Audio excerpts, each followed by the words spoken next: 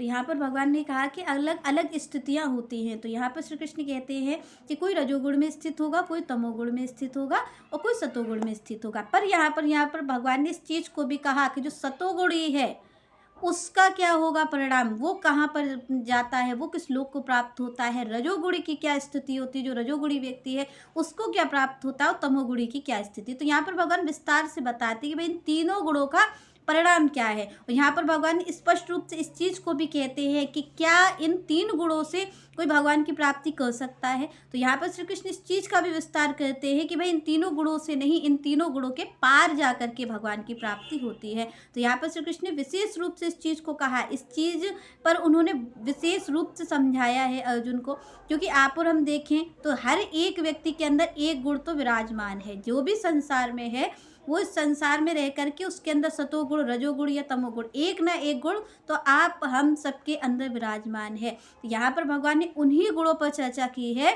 जिससे कि आप और हम समझ सके। पहली बात यहाँ पर भगवान ने क्यों चर्चा की कि पहले हमें और आपको अपनी स्थिति का पता चले कि हम किस गुण में स्थित हैं। उसके बाद भगवान कहते हैं कि उस गुण में स्थित होने पर क्या गति होती है, इसको भी भगवान कहते हैं। वो उनको प्राप्त करने के लिए कौन सा गुण सर्वप्रिय है, क्योंकि यहाँ पर भगवान ने ये बताया कि भाई अगर मेरी प्राप्ति करनी है तो कौन सा गुण जीव में होना चाहिए, तो इस पर भी श्री कृष्ण कहते हैं। तो यहाँ पर ये जो अध्याय है इसे हम भली प्रकार से समझेंगे कि श्री कृष्ण क्या कहते हैं अर्जुन से। चलिए नेक्स्ट चर्चा हम नेक्स्ट वीडियो में करेंगे। तब तक के लिए जय श्री राधे, जय श्री कृष्ण।